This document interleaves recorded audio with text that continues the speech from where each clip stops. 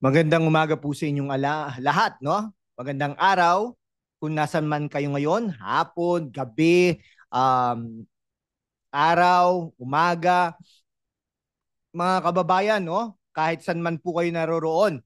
Ah, mapa Pilipinas man 'yan at sa buong mundo. Mula Quezon City hanggang Dubai, Los Angeles hanggang Riyadh. Alam nyo ha, nakakatawa na nakakaiyak ang politika natin. Sabi nila, bawal magbakasyon ng mga senador, pero pagdating sa mga isyong mas malalim tulad ng droga sa palasyo, biglang tahimik. Ngayon ha, pag-usapan natin si Claire Castro, kung sino siya, bakit siya pinag-uusapan, at kung ano ang connect niya sa kontrobersyal na isyong ito. Pero bago yon, mga kababayan, i-hit nyo na yung subscribe button. Layunin natin 100,000 subscribers para mas marami pang OFWs ang maabot natin sa Hong Kong, Singapore at Qatar. I-like, i-comment, i-share at mag-super thanks na rin. Please ha, para suportahan ang content na ito. Kamakailan, naging mainit ang usapan tungkol kay Dina Arroyo Tantoco. Ha?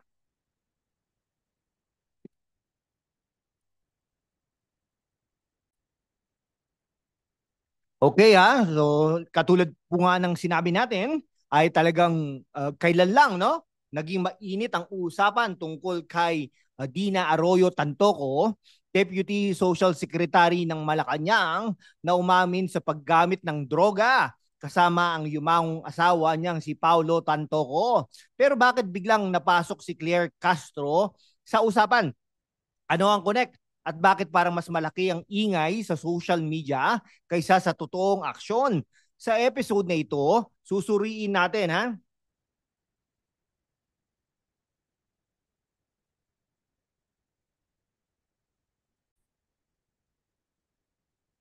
Okay, no? Talagang so anong connect at bakit parang mas malaki ang ingay sa social media kaysa sa totoong aksyon?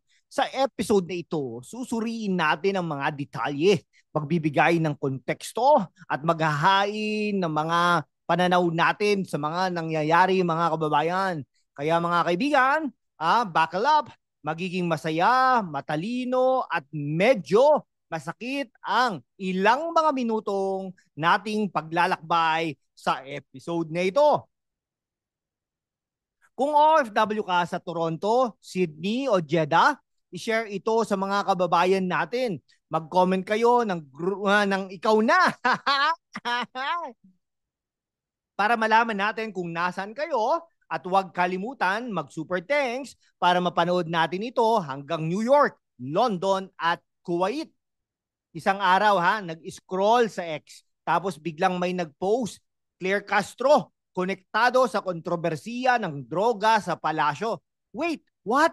Sino? Si Claire Castro? Ha? Para sa mga hindi pa nakakaalam, si Claire Castro ay isang personalidad na madalas napapansin sa political circles dahil sa kanyang koneksyon sa mga Arroyos at sa masalimuot na political dynasties. Yan, no? Pero bakit siya biglang nasali sa usaping Dina Arroyo Tantoco? No? Si Claire Castro ay hindi estranghero sa politika. Konektado ito sa iba't ibang mga pamilya ng politikal, no? Talagang ano, no? Uh, tatak Alam ko sila Dina Arroyo Tantoco ay taga ano yan eh. Taga Negros Occidental, no? Ayon sa mga ulat, no? Talagang si Claire ay may ano po diyan, no, may interest, no? Pero wala pang konkretong ebidensya na direktang ikinokonekta siya sa drug issue ng mga nabanggit, no? Ang tanong, bakit siya pinag-uusapan? Okay, mga kababayan, parang teleserye ito, di ba? Isang araw, puro politika ang usapan, tapos biglang may droga, tapos biglang may Claire Castro na may na parang plot twist ha, na ang probinsyano pero seryoso. Bakit kailangang i-drag ang pangalan niya kung wala namang malinaw na koneksyon? O baka naman distraction lang ito para kalimutan natin ang mas malaking issue na may umamin ng drug user sa loob ng Malacanang. Kung naiintriga kayo, ha, i-comment nyo sa baba. Claire, ano ang totoo? At i-share sa mga kaibigan nyo sa Davao, Cebu at Abu Dhabi. Okay. Ayon sa mga ulat, no, sa bilyonaryo, umamin si Dina Arroyo Tantoco na gumamit siya ng cocaine at cannabis kasama ang kanyang asawa, si Paulo Tantoco, bago ito pumanaw sa Beverly Hills Hilton Hotel noong March 2025. Ang Los Angeles County Medical Examiner ay nagdeklara na ang sanhi ng kamatayan ni Paulo ay cocaine effects na may kaakibat, no, na posibleng cardiovascular disease. Pero ang mas nakakagulat, ang balitang ito ay nagdulot ng malaking kontrobersiya dahil si Dina ay Deputy Social Secretary ng Malacanang, isang mataas na posisyon sa ilalim ng administrasyon ni Pangulong Bongbong Marcos Jr. Sabi ng ilang supporters, personal na trahedya ang nangyari kay Paulo at hindi dapat husgahan si Dina base sa isang insidente. Sabi nila, wala namang ebidensya na siya mismo ang nagdala ng droga at ang kanyang pag-amin ay nagpapakita ng transparency. Bukod pa rito, ang kanyang trabaho bilang Deputy Social Secretary ay hindi direktang konektado sa insidente, kaya bakit kailangan gawing political issue ito, no? Okay, pero sa kabilang banda, sabi ng mga kritiko, paano mo ilalagay sa mataas na posisyon ang isang tao na umamin sa paggamit ng illegal na droga, lalo na sa isang bansang may matinding kasaysayan ng drug war na nag-iwan ng libo-libong patay sa ilalim ng nakaraang administrasyon, no? Ang tanong, kung bawal magbakasyon ng mga senador dahil sa public service, bakit parang okay lang na may drug user sa palasyo? Mga kaibigan, imagine nyo ito, sa Pilipinas, kapag nahuli kang may marijuana sa kanto, huli up ka agad. Pero kapag nasa Beverly Hills ka at Deputy Social Secretary, parang, oops, sorry, nagkamali lang. Ano ito? Double standards? O baka naman dahil malapit si Dina sa mga Arroyo, kaya parang immune siya sa batas, no? O kung sa tingin ninyo ay may double standards, mag-comment kayo ng Justice for All at i-share sa mga kababayan natin sa Toronto, Dubai at Singapore. Okay, balik tayo kay Claire Castro. Kung titignan natin ang mas malaking larawan, ang usaping ito ay hindi lang tungkol kay Dina o kay Claire, kung tungkol sa kung paano gumagana ang political dynasty sa Pilipinas. Si Claire bilang bahagi ng Arroyo Network at Marcos Network na rin, ay madalas na napapansin sa mga usaping politikal, no, diyan sa Negros Occidental, pero bakit siya biglang napasok sa drug controversy? Ayon sa mga ulat, si Claire ay may koneksyon sa mga political activities, no? Ay talagang tatakbo daw and then tapos na po yun sa 2028 na siguro kung mananalo pa siya. Okay, mga kababayan, parang pelikula ito kung saan ang kontrabida ay biglang lalabas kahit wala siyang linya.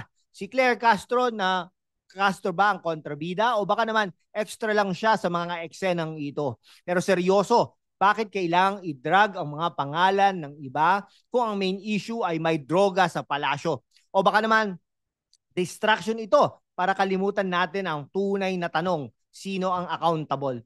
Kung curious kayo sa totoong kwento, i-like ang video na ito at i-share sa mga kaibigan nyo sa Manila, Davao at City.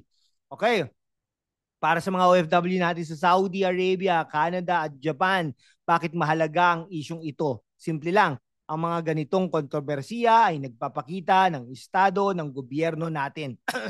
Kung mga nasa mataas na posisyon ay hindi maayos na inaksyonan, paano natin maaasahan ang hustisya para sa ordinaryong Pilipino? Lalo na't ang OFWs ang madalas nagpapakahirap para sa pamilya at bayan.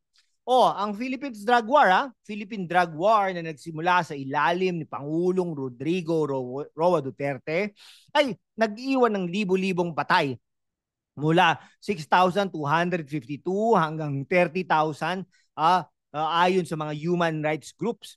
Pero ngayon, parang ang mga nasa posisyon ay may iba't ibang batas. Ang tanong, paano natin may babalik ang tiwala sa gobyerno kung ganito ang mga nangyayari?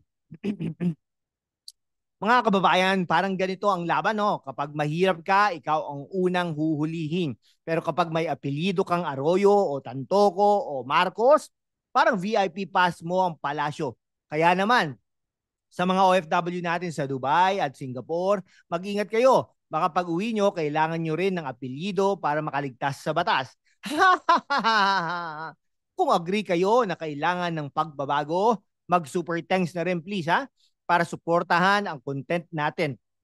I-share din ito sa mga kaibigan nyo sa Hong Kong, London at Qatar. Okay? Mga kababayan, ngayon malinaw na ang usaping Dina Arroyo Tantoco at ang koneksyon kay Claire Castro ay hindi lang simpleng chismis. Ito ay sintomas ng mas malaking problema sa ating politika. Mula sa double standards hanggang sa political dynasties, ang mga ganitong issue ay nagpapakita kung gaano kailangan ng transparency at accountability. Si Claire Castro ba ay kasama sa droga? Wala pang ebidensya. Pero ang tunay na tanong, bakit parang mas mahalaga ang apelyido kaysa sa katotohanan? Okay ha, sa mga kababayan natin sa Quezon City, Davao, Los Angeles at Dubai, kailangan natin ng gobyerno para sa lahat, hindi lang para sa iilan. Kaya naman, magtulungan tayo para maabot ang 100,000 subscribers. I-hit nyo na yung subscribe button, mag-like, mag-comment at i-share sa mga kaibigan nyo sa Toronto, Sydney at Jeddah. At kung gusto nyo suportahan pa kami, mag-super thanks na rin please para mapanood natin ito hanggang New York, London at Kuwait. Hanggang sa susunod mga kaibigan ha. Hanggang sa susunod na episode mga kababayan, keep it real, keep it critical at laging yung tatandaan, ang katotohanan kahit gaano kasakit ay ang simula ng pagbabago. Salamat at magkita-kita ulit tayo. Mabuhay ang Pilipinas.